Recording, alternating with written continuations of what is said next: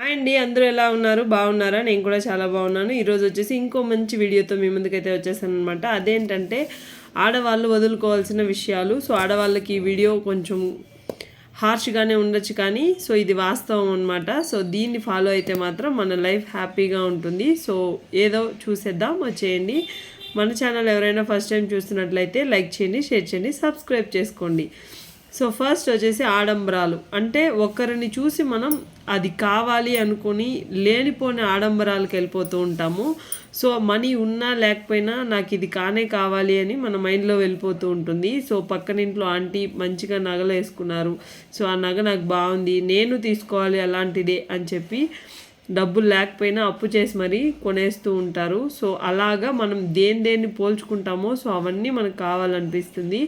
So అలాంటి ఆడంబరాలు అయితే మనకైతే అవసరం లేదు. ఒక మిడిల్ క్లాస్ హౌస్ వైఫ్కి చెప్తున్నాను. సో మాకు మంచిగా డబ్బులు ఉంది, మేము కొనుక్కుంటామంటే కొనుక్కోండి. సో మిడిల్ క్లాస్గా ఉండి మనం లేనిపోయిన ఆడంబరాలకు పోకుండా మన లైఫ్ని మనీతో సేవింగ్ చేసుకోవాలి అనుకుంటే ఆడంబరాలకైతే అసలు పోకండి. సో నెక్స్ట్ వచ్చేసి అనవసరంగా ఖర్చులు పెట్టేస్తూ ఉంటాము, అక్కడ అవసరం ఉండదు. సో నడిచి వెళ్ళేంత దూరం ఉంటుంది, అలా అయినా ఆటోలో వెళ్తూ ఉంటాము. సో మనం మంచిగా చదువుకొని ఉంటాము, మన దగ్గర ఉంటే పిల్లలు మన మాట వినరని చెప్పి ట్యూషన్స్కి వేసేస్తూ ఉంటారు. సో అది ఒక అనవసరమైన ఖర్చే కదండి.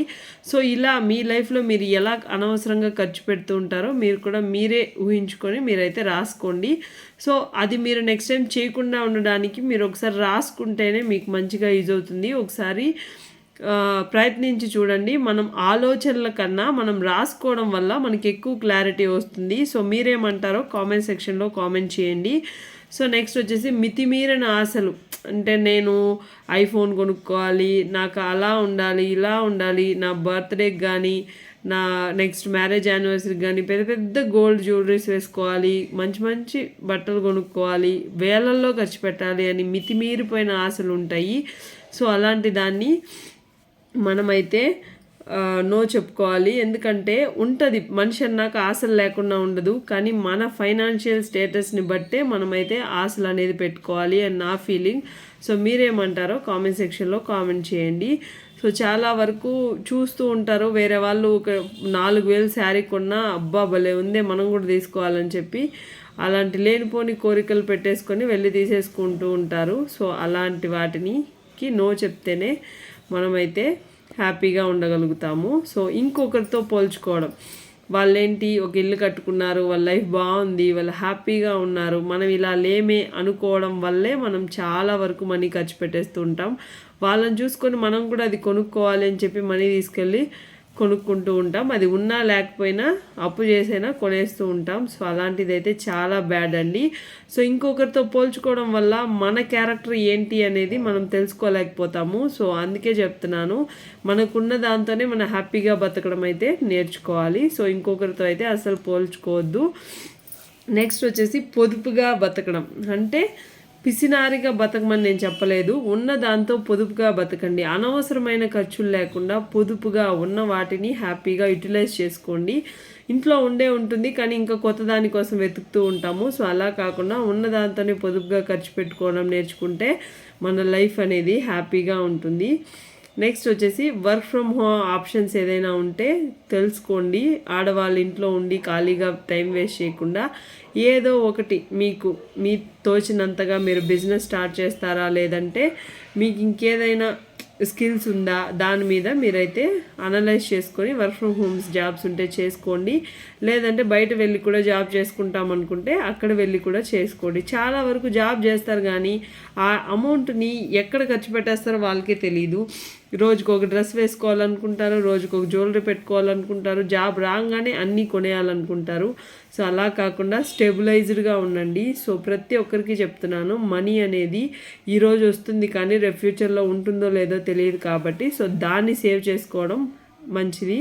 సో అందుకే చెప్తున్నాను. సో ఎలాంటి ఆప్షన్స్ ఉన్నా దాన్ని యూటిలైజ్ చేసుకొని మనీ వెనక్కి వేసుకోవడానికి ప్రయత్నించండి. నెక్స్ట్ సోషల్ మీడియా ప్రభావం, ఇది వచ్చేసి మోస్ట్లీ ప్రతి ఒక్క ఆడవాళ్ళకి ఉంటుందండి. మంచి అనేది తీసుకోండి, తప్పులేదు. చెడుని కూడా తీసుకుంటారు. ఏంటంటే వాళ్ళు ఏదైనా జ్యువెలరీ చూపించారనుకోండి, కింద కామెంట్స్ చూస్తుంటాను నేను అప్పుడప్పుడు, కాస్ట్ ఎంత అక్క, మీ జ్యువెలరీ బాగుందక్క, మీరు ఎక్కడ కొనుక్కున్నారు లింక్ పెట్టండి అంటే సోషల్ మీడియాలో వచ్చే ప్రతి ఒక్కటి వాళ్ళకి ప్రమోషన్ అండి. అది ఈజీగా అయితే ఏమీ రాదు. సో వాళ్ళు ప్రమోషన్ చేసుకొని మీకు చూపిస్తూ ఉంటారు. మీరు దానికి అట్రాక్ట్ అయిపోయి వాళ్ళలాగా మేము ఆ శారీ కట్టుకోవాలి, ఆ జ్యువెలరీ వేసుకోవాలి అనుకుంటూ సోషల్ మీడియా ప్రభావం వల్ల మనీ కూడా లాస్ చేసుకుంటూ ఉంటారు. సో అది అవసరం లేదండి. సో మనకు కావాలనుకుంటే కొనుక్కోండి. అదే కానీ మనకు అవసరం లేని చోట కూడా మనీ ఇన్వెస్ట్మెంట్ చేయడం అయితే నేనైతే నో అనే చెప్తాను. సో మనీ ఖర్చు పెట్టి ఒక వస్తువు కొనుక్కోవాలి అంటే అది మీకు కావాలి, అవసరం అంటేనే కొనుక్కోండి. సో మా దగ్గర డబ్బులు ఉంది, నాకు ఒక 1 lakh శాలరీ వస్తుందండి, ఏముంది నేను కొనేసుకుంటాను, వాళ్ళు ఏం చూపిస్తే అది కొనుక్కుంటానంటే ఆ తర్వాత మీ ఇష్టం. సో కూర్చొని తింటే కొండలైనా కరిగిపోతుంది అనుకునేదానికి మన దగ్గర డబ్బులున్నా ఎంత ఖర్చు పెడతామనేది కూడా ముఖ్యము. డబ్బులు ఉండడం గొప్ప కాదండి, దాన్ని ఎలా ఖర్చు పెట్టి రేపు ఫ్యూచర్ కోసం ఎలా సేవ్ చేసుకుంటాం అనేదే ముఖ్యం. ఓకేనా. నెక్స్ట్ ఫుడ్ విషయంలో ఫుడ్ తెగ తినేస్తూ ఉంటారు. అక్కడ అవసరం ఉండదు ఫుడ్ తినడము. బయట వెళ్ళామా పక్కన పానీపూరీలు కానీ గోబీలు కానీ కనిపిస్తూనే ఉంటుంది, వెళ్ళి తినేస్తూ ఉంటాము. అలాగా చాలా వందల రూపాయలు వేస్ట్ చేస్తూ ఉంటాం కాబట్టి సో దీనికి కూడా నో చెప్పండి.